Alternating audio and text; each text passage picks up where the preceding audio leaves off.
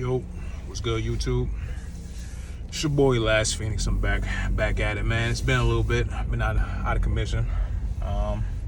Still doing my workout flow thing, man. You know, I messed up my wrist. I play basketball. I might do some of the dirty work, you know. But while we on the topic of basketball, man, we gotta talk about, you know, the NBA. What's going on? We'll talk a little college too, man. Because honestly, I had the Tar Heels winning everything. I think it's gonna be a close game versus Kansas, but I got the Tar Heels winning it, man. You know, we gonna see how that happens, how that goes down. But yeah, man, let's talk about the Lakers right now, man. What's going on with those guys, man? Looking like a disappointment. They're not. I don't even think they're even gonna make the play in at this point. I see Bron is just trying to. I don't know what the hell is this.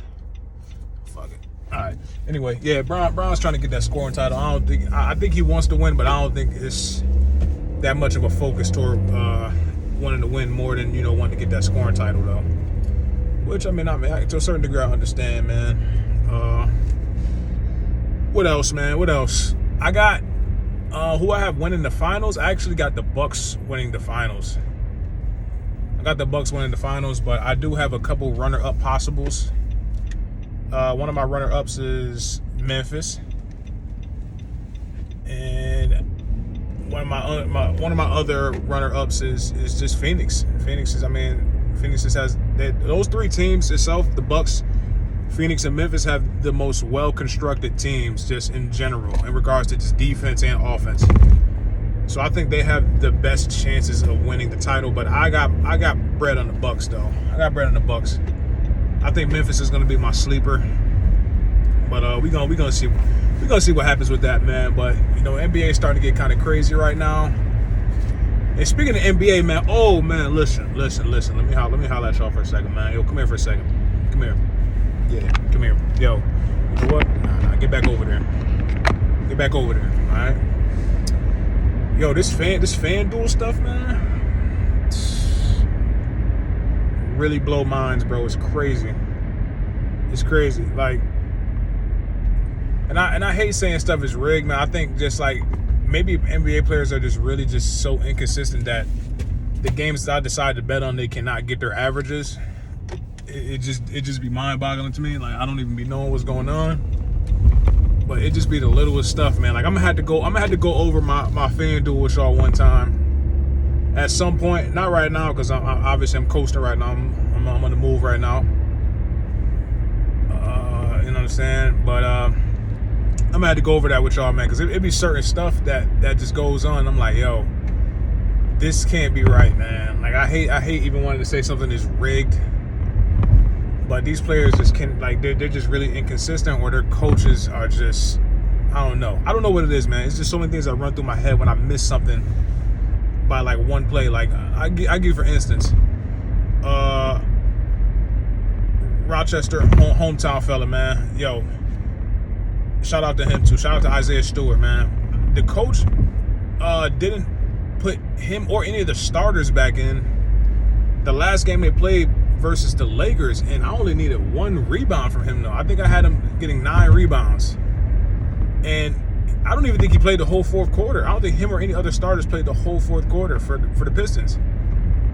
So not to mention that, and I think something else messed up a parlay for like, I think it was like $2,000. Nothing too crazy, but it was just like little stuff like that. It don't make sense to me. And like, I know the season's coming to an end. Neither one of those teams really have much to work for. They're not worried about tanking or any of that stuff. But I don't know, man. Like, it was just kind of frustrating because I'm like, damn, yo, that's one person where all I needed was one rebound, and he had 8 rebounds by the end of the third quarter. All you had to do was put him back in the game for probably a minute and a half. He would have got the other rebound. He's one of the best rebounders in the league, you know. So I just didn't get that, man. And I had a situation with Kevin Love a while back too, where the coach took him out the game. It was like the third quarter, like midway through the third quarter, did not put him back in the game. And Lauri Markkanen was playing trash though. And once again, Kevin Love needed 1 bucket and he needed 1 rebound. We talking about one of the best rebounders probably ever in Kevin Love. So even if you put him on the floor, he gonna go out and get some bounds. And probably one of the best shooters, one of the best big man shooters that we've ever seen.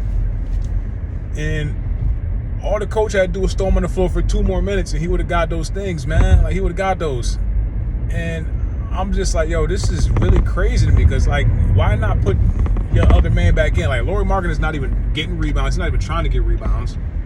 He's not hitting any shots right now. You know what I'm saying? He's missing all of his threes. I'm like, yo, what is good right now? Yo, just like make a coaching decision and put that man back in. And I know I'm saying this right now because it benefits me, but it should benefit the team too, to be honest. At the end of the day, Kevin Love doing those things will benefit the team.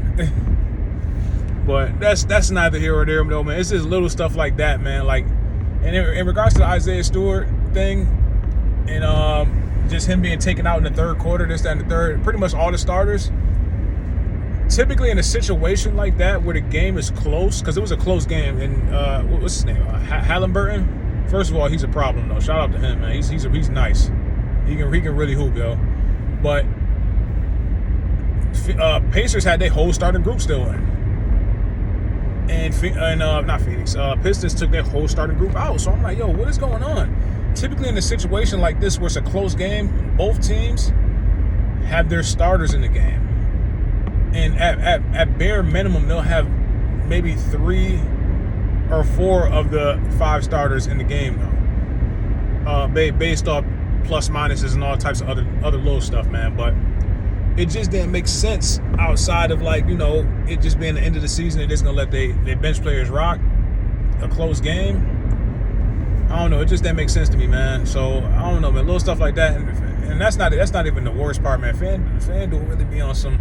It's not even FanDuel, man. Honestly, it's just basketball just in general. It just shows me how inconsistent players are, man. It's kind of crazy to me. Like, even KD, man. And KD posted some shit on Twitter a while back, you know what I'm saying, about parlays being busted and all that. Mind you, when they were playing, I want to say it was the Bucks. KD wasn't even looking to score. He wasn't even looking to score like that until somewhere near the second half. And he started turning up. But this dude, he had like 11 or 12 assists though. And I'm like, okay. So I'm thinking next game, I think they play Atlanta. He gonna throw some assists in there. So I got him having like 7 assists or something like that. 6.5 up, you know what I'm saying? 6.5 over. And this motherfucker starts out gunning. Like, he starts out gunning and hitting everything. I'm like, oh shit, this is not good for my parlay, because he's about to start firing up right now. He's firing up. It's looking like I don't even got a chance for this one right now. I mean, it is what it is, man. And Kyrie didn't play well, but he did what he could do. I really should have had both of them just hitting mad threes, but KD at the end of the day has not even been shooting threes like that in the past few games until that Hawks game. That Hawks game, he caught fire, and I think the game before that he caught fire too. But it just was kind of crazy to me, man. Like how it works, man, and how these players play versus certain teams is just so different, man. I don't know. Maybe I got to do better research on how KD plays versus certain teams, or how Kevin Love plays versus certain teams, or how how Kyrie plays versus certain teams and certain defenses and things of that nature. Maybe I got to go more in depth on my research in regards to the parlays and whatnot. But man, I tell you, listen, I definitely from a shallow perspective and just from a base level of what I know about basketball and just what I've watched of basketball and how players play, because I have great knowledge on basketball, but when it comes to certain things though, or there's just the base level of it, or just how these players play, I go by that. And right now, me losing on so many parlays that are just like right there shows me that I may have to go the extra mile of doing research on how these players play versus certain teams. Maybe like how these players play like versus certain teams in the third quarter. The coaching substitutions at this time, whether certain coaches take dudes out based off their plus minuses. I might have to really start going in depth on certain things, man. But it is what it is, though. You know what I'm saying? I really, and it says I made a lot more money than what I spent, which is a good thing to a certain degree, but don't feel like it though. Don't feel like it. But I don't know though, man. I just wanted to bring that up, man, because FanDuel be tripping, DraftKings be wilding out too. But I like drafts. I ain't gonna front. DraftKings, they not bad in certain areas, man, because like, if a person get injured, or like if a person gets kicked out of the game, or let's say a person is like not playing or something, they'll just cancel the whole bet and give you your money back. I mean, like FanDuel doesn't do that. FanDuel, like if somebody gets injured or they get taken out the game, or gets like, a tech gets ejected or something like that, they don't do anything about it. You still lose your money if that player don't get his stats, though. Technically, since he's not going to get his stats, that money is lost already. So now you end up, just short now. You just low now. You know what I'm saying? So it's really levels to it, man. These things have their perks and all that. But man, I'm about to take a break, man. I'm about to take a break because this is crazy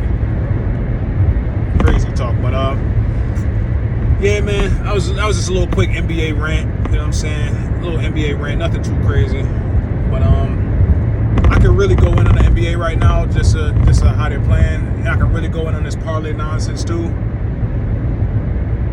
But there's no point for me to go in on it because at the end of the day, I'm gonna keep watching the NBA and I'm gonna keep playing my parlays here and there though. So I mean, I can talk that nonsense. You know what I'm saying? But I'd be a hypocrite and say like, I'm gonna be done doing them. It is what it is, man. I'm just gonna intensify my research on how these players operate, man, versus certain situations, man. We'll just say that. But it's your boy Last Phoenix, man. Like, comment, subscribe. Share this, man. Anybody that rock with the NBA, or even that want to just stress talk about the parlays, man, that they've been losing, So yeah, just share this, like it. You know what I'm saying? Do what you got to do. Bring some people to my page, man. I'm trying to get built out here, man. I'm trying to build up. You heard? All right. Peace.